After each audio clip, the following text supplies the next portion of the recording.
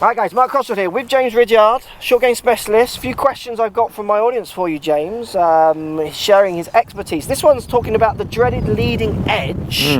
Let's get stuck in.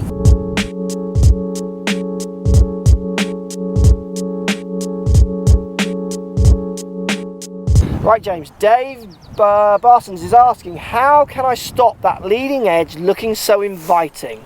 Hashtag Fin Bullet, hashtag We Love Ray. There's a guy who plays in our videos who's known for the odd Fin Bullet. So right. Dave is obviously fearing that leading edge. Sure. What help could we give Dave?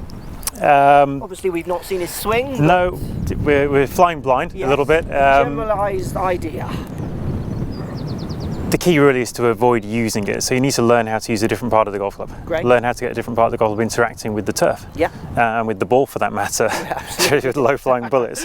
Yeah. So if you're going to practice in different trajectories, which is what I suggest you do first, I would lean towards practicing higher soft shots. Okay.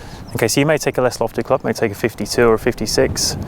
Try and add loft to the flight.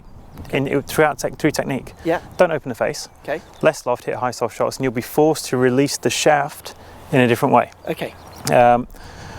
Not knowing where he's coming from, there's no guarantees it's going to work, but it will certainly educate him to release the club more effectively and start to utilise the bounce somewhat. Okay.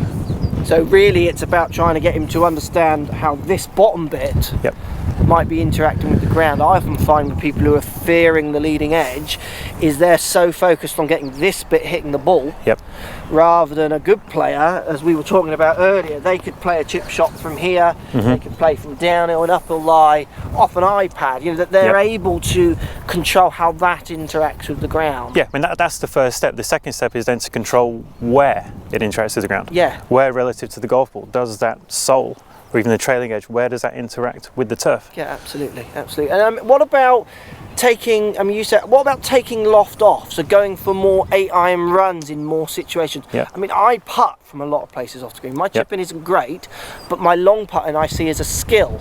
Lots of people forget to use their skills. Yeah. They think, I should chip this, because old Luke was chipping it last week or whatever.